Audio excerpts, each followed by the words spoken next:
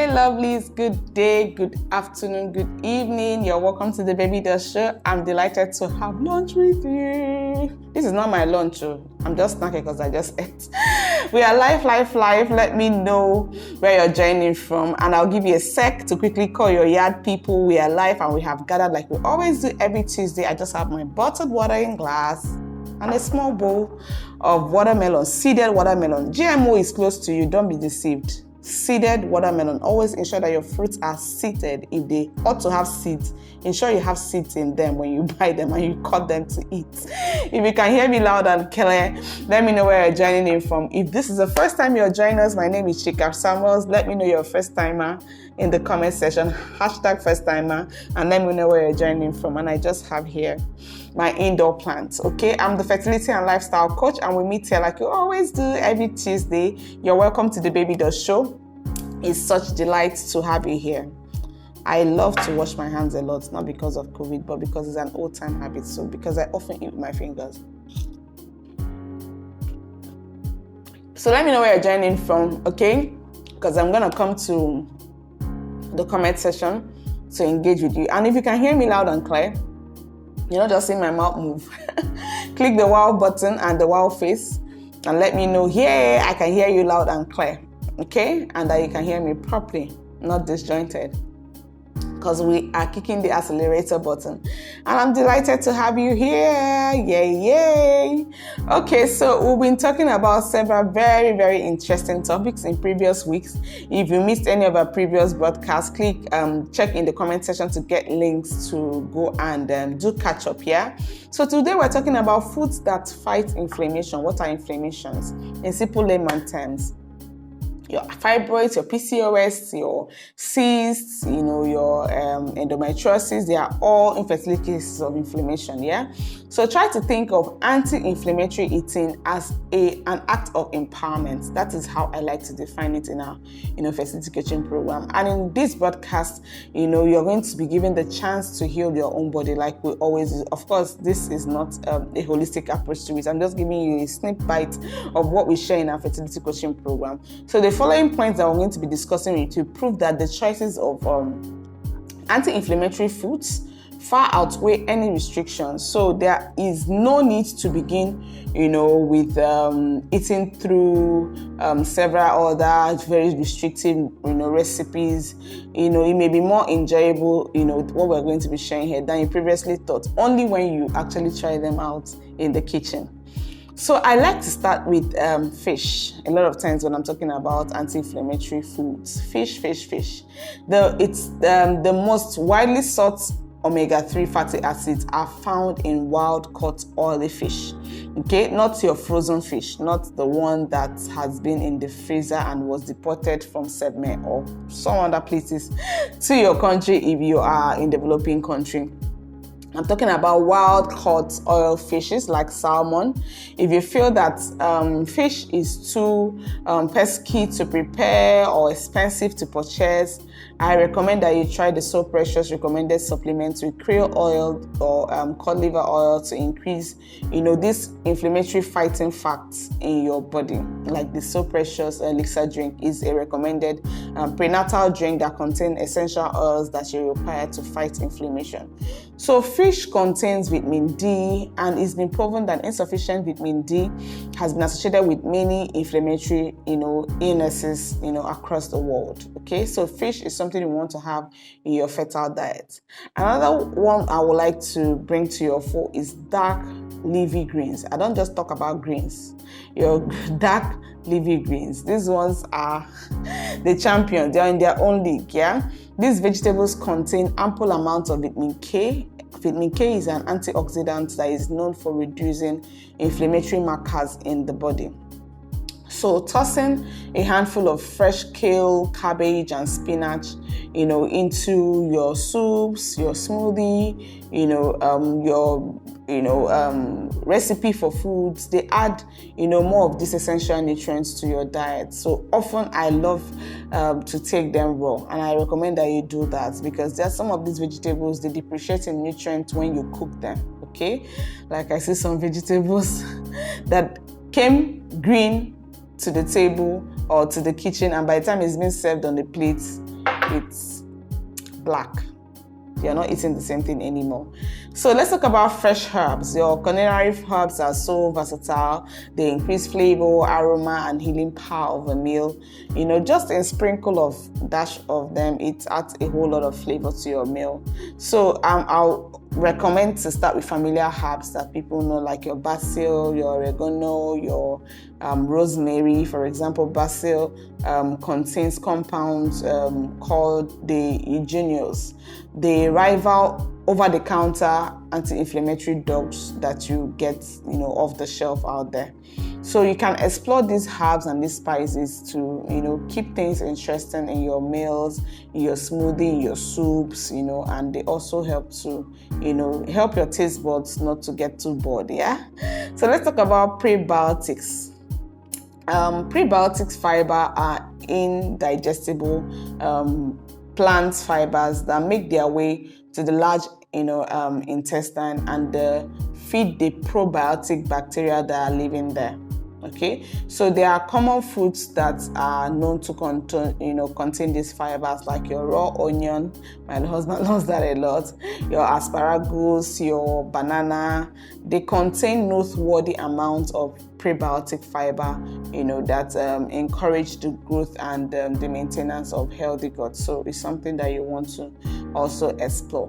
Another one I want to bring to your fore is phytonutrients. Okay, phytonutrients are more or less like they are essentially beneficial plant chemicals that occur naturally in colorful fruits. You see them a lot in colorful fruits and vegetables. They are believed and they have been found in research to fight diseases in the body.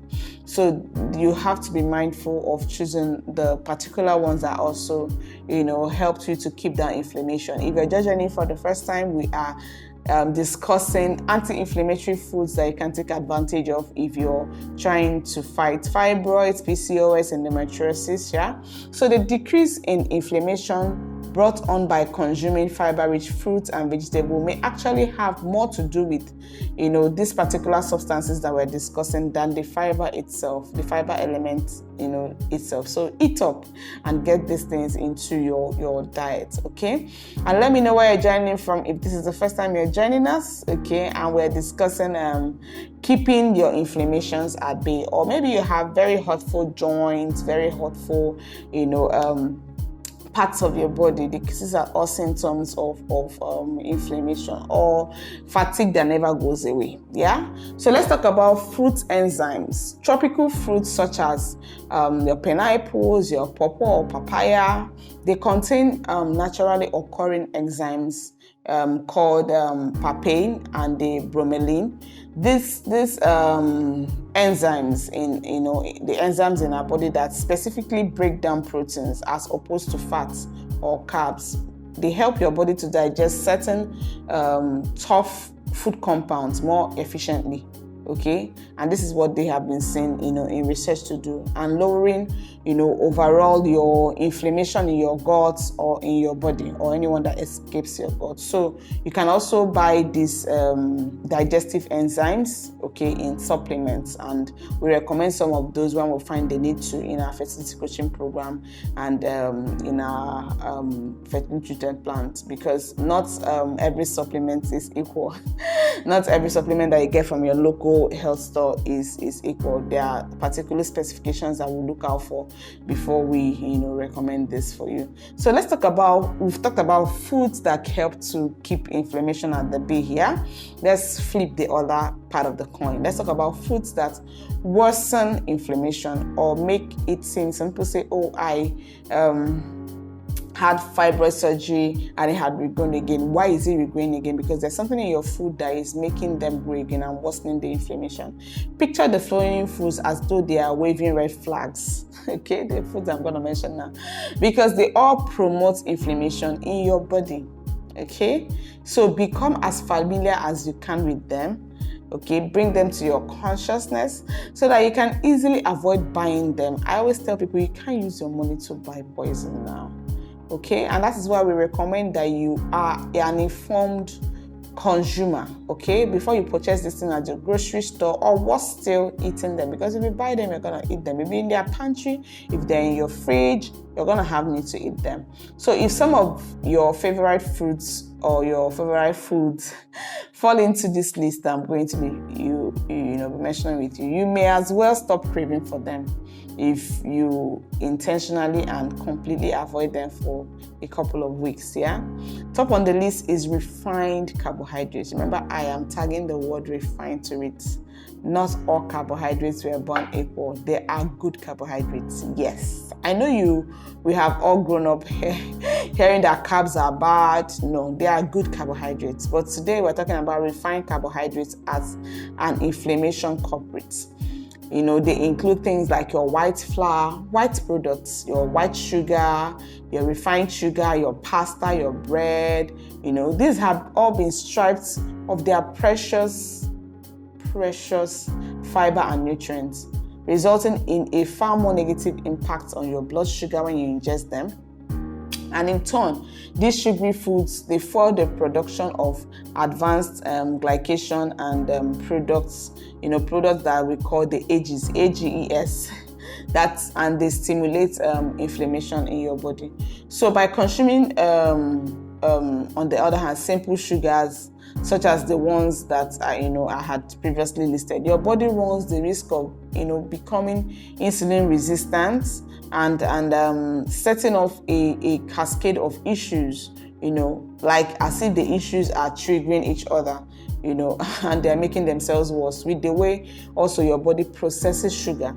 Okay, that's how we see two people eating the same thing, and one the next day or few seconds is looking bloated, like they added 14 pounds in a blink of an eye, and the other one, because of the way their body processes sugar and metabolizes, kicks off the fats. Yeah, so this can also lead to a host of other diseases, such as those are previously mentioned, all of which include inflammation that specifically affects parts of your body, including your fertility or your reproductive organs. So because these types of ingredients are mostly found in fast foods or what do they call it in the abroad, they take out restaurants, yes, it's best to avoid these they are very easy to creep into your kitchen, your pantry, but they are very dangerous food alternatives altogether. Okay, so another one on my list today is trans fat. I had a very interesting video, one of our early videos that I really shed a lot of light on trans fat, and I recommend that you find it on our YouTube channel and watch again and again. Trans fat and rancid oils, this is when fat oxidizes and begins to deteriorate. They are big no-nos if you're on the fertile diet, if you're trying for a child actively. They are big no-nos. Thankfully, it's easy to avoid overheating fats in a slow cooker, since the temperature are kept on the low side. Okay, but not everyone has a slow cooker, and because we are eating whole foods here, and that's what we recommend in our fertility treatment plans, trans fats are naturally eliminated from the so precious plates. We eliminate it from your plates drastically. Okay, and in that video I threw a lot of light and I showed why they are no-nos. Okay, then allergens. Let's talk about allergens. I think it was the last series that we had last month, I really shed a lot of light on food intolerances and food sensitivities. If you missed that show, trust me, you need to go back and watch every one of the episodes. If you know that you're allergic to a particular food, just don't eat it. It's logical, right? But what if you don't know? One of the main symptoms of an allergic reaction to a food intolerance or food insensitivity is inflammation. Even if you can't see it or feel it. Yes, because it's all happening inside your body and you can't see what's happening inside your body unless you listen aptly to your body. So it may be a good idea to go through the process. In last series I talked about the elimination diet and how you can detect these food allergies and be more knowledgeable about your body. That way you can consciously avoid all foods that trigger inflammatory responses in your body. So you really need to go back and watch those episodes. Common allergies that we discussed in the last series are your wheat, your gluten, dairy, peanuts, corn, soya, and eggs. Yeah, so let's shed just a little bit light. But in that series, I really took time to talk about each of them.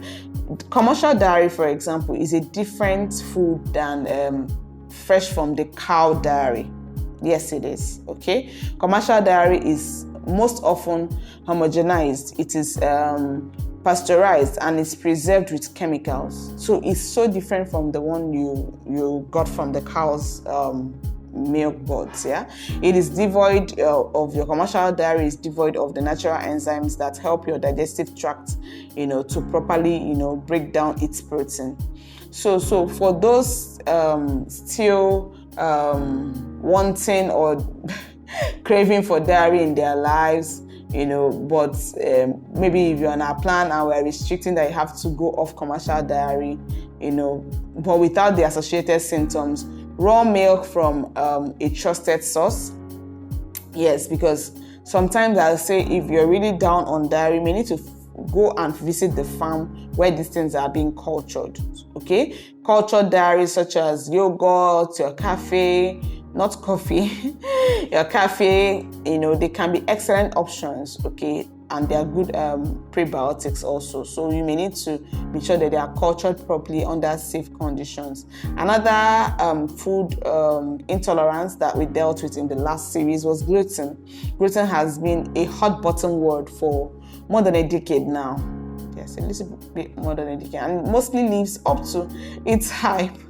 It's most talked about and is living up to the hype that people are giving. It's a very simple protein that you find in wheat, that acts like a glue, making bread delicious. I saw a video one time when the woman was washing semo, and as she was washing semo, all of a sudden she found a glue-like thing and she said it was poison. I'm like, it's just gluten. But the thing is, unfortunately, that glue can also muck up, your inside due to how extremely difficult it is, it takes to properly digest. So whenever our bodies have to work hard to perform a simple task, such as digestion, it's like when you're drinking soda instead of water. Okay, or when you're consuming gluten, what happens is irritation, resulting in internal inflammation and all other baggages. Trust me, these things don't come alone. They come with associated symptoms, and it's something you don't want to be dealing with when you're trying for a child. Okay, soya is another food intolerance that I didn't quite get, the time to really shed time, light on like we do in our fertility treatment plan, because soya has a lengthy rap sheet. In the world of nutrition, it has a lengthy rap sheet, and if you're struggling with inflammation like fibroids and all that, even before I look at your blood works, I first recommend that you get off soya. Okay, much of the soya in the United States had been genetically modified, okay, which by itself has caused widespread allergies and digestive upset. Okay, and it also contains phytic acid, which is an indigestible anti-nutrient that can actually, prevent your body from properly absorbing the nutrients, from the food like they should, and other important, nutrients that your body should be provided on. Okay, so you need to give this attention if you're struggling with inflammation. Then let's talk about your phytoestrogens that are naturally also found in soya. They've been led to autoimmune diseases and several varieties of cancer. So for these reasons, I'm really very about consumption of soya. And soya is not just soya bean. We see this in soya sauces. There are several sources of soya that you need to give attention to. Your MSGs, okay, your spices, your industrially processed spices. If you tend to eat a lot of soya because you purposefully avoid maybe meats, be a vegetarian in your diet, I usually recommend simply omitting those meat products and not, replacing them with fake meat products. Yes, they are fake meat products, especially if you're buying them not from your local market or your local health store, you're buying them from the shelf if they are imported. Okay, for example, your veggie sausage is typically made of, should I be telling you this? Yes, I should be telling you. This is the baby doll show. Your veggie sausage that is bought off the shelf is typically made of wheat, gluten, and soya proteins that are highly processed. So you can, however, rely on other forms of natural vegetarian protein, such as other legumes. You have your black beans, your pinto beans, for example, your nut butters. I have done a show on the So Precious health kitchen, where I showed you how I make my nut butters. I make my nut butters, and that's what my family we use as as layer with whole grain wheat bread if we want to eat those. Okay, you have your quinoa, you have your eggs. All of these are included in the recipes that we give in the what's it called, the So Precious fertility treatment plan, or the So Precious coaching program. Okay, let's talk about your pantry essentials. If you're actively trying for a child, or maybe you're done giving birth and you just want to be evergreen for your husband and for your family and for yourself, these are some pantry essentials that I always recommend. Your alliums, I'm talking about your garlic and your onions. They don't just add depth of flavor to virtually any meal, but they also suppress inflammatory markers in your body. Yes, both of them keep I always recommend that you should have these in your pantry so you can easily have them on hand. Remember, you cannot eat healthy if you don't have healthy at hand. You should have them in your pantry, in your fridge. I always have them blended if the codes are here for immune support. Yeah, your beans also is an inexpensive, long cooking pantry staple that are high in fiber, and they are extremely versatile. I grew up loving beans. You cannot not love beans. In my house where I grew up, we cook it, we roast it, whichever way you're eating it, either breakfast, lunch, or dinner. So you can soak them overnight if you want to make them as moi. You can dump the water before cooking. They can be far easier to digest if they are done that way. Like eating your moi is far easier than just eating the beans. Okay, coconut oil also have lauric acid in the coconut oil, which contains anti-inflammatory properties and is a staple that you should have in your pantry. And this makes it an excellent fat choice for your cooking. Your dried herbs and your dried spices, many of this, we add in our fertile diet plan for those on our program, and the herbs are because not every herb is safe for someone that is trying to a child, because when you have them easy in your pantry, they are simply easier to be at hand, and fresh is best, all right, but high quality pantry spices are great in a pinch. Okay, if you do fresh herbs and you can get access to them, multiply the amount of dried herbs called in the recipes that we share, the fertile recipes that we share, and you can use them for your soups, for your smoothies, yes, for your cookings, and they change and make a beautiful flavor out of the whole meal. Okay, let's talk a little bit about nut butters. Nuts and nut butters is a staple that you should have in your kitchen. We're talking about pantry essentials, right? I have a jar of nuts. I always have this. This is a nut trio. You have sunflower seeds, you have almond nuts, you have them all. Pumpkin seeds and all that. Everything, it's something to have handy. They are very good very good sources of omega-3 fatty acids, and you should have those in your pantry or in your sitting room. This is to have them handy to eat or munch when you want to snack. Yeah, oats, also whole grain oats. Choosing your carbohydrate that take longer to digest, such as a whole grain oats, means fewer blood sugar spikes, which can be very beneficial in reducing inflammation. So it's something that you want to give attention to, especially when you have a growing child. Oats is not just for adults. I see some people, they offer their children processed cereal, and before lunch the child is hungry again because it's not whole fiber. Olive oil also is a very good one that you need to have. It has many powerful anti-inflammatory properties. One is even said to work as well as ibuprofen. Yes. So it's something that you need to have in your pantry and in your kitchen. Quinoa is also often mistaken as a grain, but it's essentially a seed. Yes. Okay, let me know in the comment section if you didn't know that.